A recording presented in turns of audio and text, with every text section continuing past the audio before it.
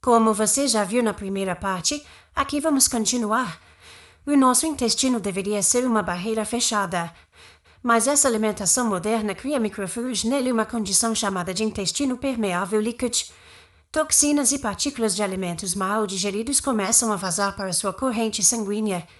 E essas proteínas têm algumas semelhanças com as nossas proteínas e aí acontece um fenômeno cientificamente conhecido como mimetismo molecular. O seu sistema imunológico, o exército que deveria te proteger, vê essas partículas invadindo o sangue e entra em estado de alerta máximo. Ele declara guerra. Isso gera uma inflamação crônica e sistêmica. O seu corpo fica em chamas por dentro. Quando o sistema imunológico fica cronicamente superestimulado e confuso por essa inflamação, ele começa a cometer erros terríveis de reconhecimento. Ele olha para um tecido perfeitamente saudável do seu próprio corpo e, por engano, acha que é um invasor. Foi exatamente isso que aconteceu comigo e é o que acontece na tireoidite de Hashimoto. O exército do meu corpo, enlouquecido pela inflamação moderna e pela desordem metabólica, começou a atacar a minha própria glândula tireoide. Não é o seu corpo se autodestruindo por acaso. É o seu sistema de defesa exausto, confuso e desregulado pelo ambiente moderno. A boa notícia, a reversibilidade. Entender isso foi o ponto de virada na minha vida. O fundamentalismo diz que o Hashimoto e a resistência à insulina são sentenças perpétuas, que você apenas gerencia com remédios para o resto da vida. Mas a biologia nos ensina algo muito mais poderoso se a doença foi criada por um ambiente sinalizador errado. A cura ou a remissão profunda começa quando você envia os sinais certos. Nós não precisamos de pílulas mágicas. Nós precisamos retirar as interferências. Precisamos parar de comer o que nos inflama. Precisamos dar descanso ao pâncreas através do jejum e precisamos reconectar nossos genes com os nutrientes para os quais eles foram programados.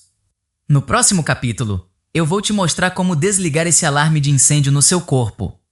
Vamos falar sobre a nutrição ancestral e como usar a própria comida para silenciar a inflamação e destrancar as células que o mundo moderno bloqueou. E agora que você sabe por que adoeceu, o sentimento de culpa foi substituído pela clareza. Agora, precisamos das ferramentas para a cura. O capítulo 2 vai quebrar um dos maiores dogmas do fundamentalismo nutricional, a ideia de que comida é apenas caloria e de que gordura natural faz mal. Vamos mostrar que o alimento é pura informação genética. Capítulo 2. A farmácia ancestral, o alimento como código de programação genética. Durante anos, eu fui prisioneira da matemática da fome. Os especialistas me disseram que o segredo para recuperar minha saúde e emagrecer era simples: comer menos e me exercitar mais. Era tudo uma questão de contar calorias. Se você já tentou seguir essa regra, sabe o quanto ela é cruel e ineficaz. Você passa fome e fica irritado, o seu metabolismo desacelera e, no final, o peso volta com juros. Para piorar, a sua inflamação não cede 1 milímetro. A grande virada na minha jornada contra a resistência à insulina e o Hashimoto aconteceu quando eu entendi um conceito revolucionário: comida não é apenas caloria. Comida é informação. Cada vez que você coloca algo na boca, você está enviando uma mensagem em código direto para o seu DNA, o alimento. Instrui as suas células a armazenarem ou queimarem gordura. Ele ordena que o seu sistema imunológico ataque ou relaxe. Ele diz aos seus hormônios para entrarem em equilíbrio ou em colapso. Quando eu segui as diretrizes tradicionais, comendo pão integral, margarina, óleos vegetais e barrinhas de cereais de 3 em 3 horas, eu estava enviando um código de erro para o meu corpo. Eu estava programando as minhas células para a inflamação e para a doença. Para retomar minha saúde, eu precisei resgatar a nossa farmácia ancestral. Precisei voltar a comer aquilo que o meu corpo reconhece como comida de verdade.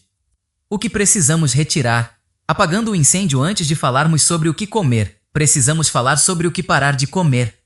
Se você tem uma farpa no dedo causando inflamação, não adianta passar pomada. Você precisa, primeiro, arrancar a farpa. Para silenciar a síndrome metabólica e acalmar o sistema imunológico no Hashimoto, existem 3 grandes vilões que precisam ser eliminados da sua vida: açúcar e carboidratos refinados. Esqueça a ideia de que você precisa deles para ter energia. Eles são os maiores causadores dos picos de insulina. Pães, Massas, biscoitos mesmo ditos fit ou integrais viram açúcar rapidamente no sangue. Eles mantêm a porta das suas células trancada e a sua insulina nas alturas. Óleos de sementes industriais, soja, milho, canola e girassol. O fundamentalismo nos vendeu isso como saudável para o coração, enquanto demonizava gordura natural. A verdade? Esses óleos são extraídos com solventes químicos como o hexano, são altamente instáveis e oxidam no seu corpo, causando uma verdadeira tempestade inflamatória nas suas células. O glúten moderno, o trigo de hoje, não é o mesmo da época de Jesus Cristo. Ele foi geneticamente modificado para ter muito mais glúten e resistir a pragas. Para quem tem problemas autoimunes como Hashimoto ou outras doenças autoimunes, o glúten é uma toxina severa. A estrutura dele é muito parecida com a da nossa tireoide. Quando ele agride o intestino e entra no sangue, nosso sistema imune o ataca, mas, pela semelhança, acaba atacando a nossa tireoide por engano ou por apresentar semelhanças, um fenômeno chamado mimetismo molecular. O que precisamos incluir? A reconstrução quando você retira o lixo industrial. O que sobra? Sobra a comida que forjou o cérebro e o corpo humano ao longo de milhões de anos. Eu precisei perder o medo da comida real para poder me curar. Minha nutrição passou a se basear em 2 pilares, depois que descobri o erro que eu estava cometendo nas escolhas, pois para reparar meu corpo eu preciso de materiais da mesma matriz molecular. Exemplos: músculos e feito na maior parte de proteínas. Como vou reparar com carboidratos? Meu cérebro é constituído na maior parte de gorduras. Gorduras da mesma matriz celular das gorduras animal. Como vou reparar com carboidrato?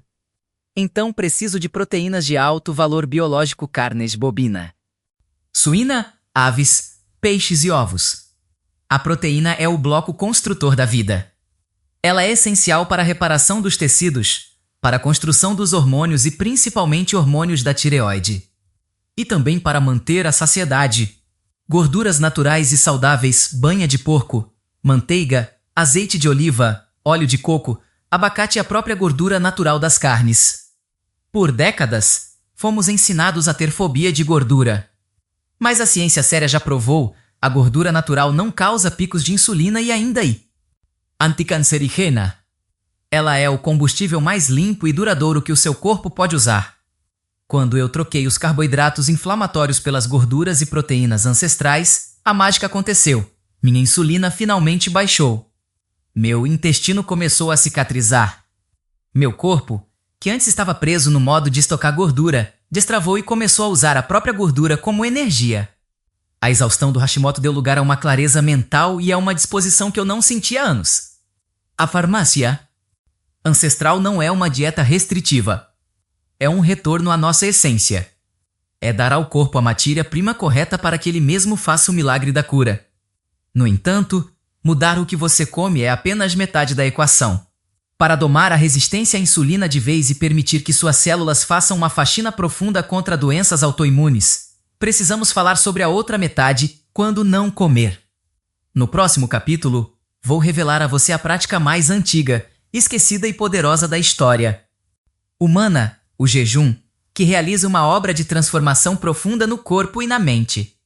As pessoas não falham na mudança alimentar porque lhes falta informação técnica. Elas falham porque travam batalhas emocionais e filosóficas inconscientes com a comida. Mas por que é tão difícil mudar o que comemos? Por que continuamos ingerindo aquilo que nos destrói? Para responder a isso, precisei ir além da biologia. Precisei olhar para a mente humana. O sequestro do desejo, a psicanálise da comida. Psicanálise nos ensina que a boca é a nossa primeira via de prazer e conforto no mundo. Quando bebês, o leite materno nos traz segurança, calor e alívio da angústia. O problema é que a indústria alimentícia moderna hackeou esse sistema de recompensa primário. O açúcar refinado, o trigo moderno e os ultraprocessados não são apenas alimentos. Eles são chupetas emocionais. Eles causam picos de dopamina no cérebro idênticos aos de drogas viciantes. Quando você está triste, ansioso ou exausto, o seu inconsciente não busca nutrição. Ele busca alívio imediato. Ele busca anestesia. O fundamentalismo nutricional que ditava as regras da minha vida operava como um verdadeiro superego tirânico menos aquela voz punitiva dentro da nossa cabeça. As diretrizes me mandavam comer pão integral e barrinhas de cereais de 3 em 3 horas, me mantendo em um ciclo vicioso de picos e quedas de insulina que geravam mais fome e desespero emocional. Quando eu não conseguia emagrecer ou quando minha tireoide piorava, esse sistema apontava o dedo para mim: você não teve força de vontade. A culpa é sua. A psicanálise me mostrou que eu não era fraca. Eu estava presa em um sistema neurótico. O fundamentalismo me adoeceu e depois me culpou pelo sintoma. Entender isso tirou um peso esmagador das minhas costas. A dúvida e o questionamento dessas regras rígidas não foram atos de rebeldia vazia. Foram o meu resgate psicológico. O estoicismo no prato, a disciplina como liberdade de tirar a culpa de si mesma. Na próxima parte vou te entregar um mapa passo a passo simples, muito fácil de aplicar, como eu estive se você tá pressa, em um labirinto de caos na saúde. Se inscreve no canal, ative o sininho, pois vou te contar nos próximos capítulos o que eu fiz. E conheço muita gente que tá se libertando desse peso. Até a próxima!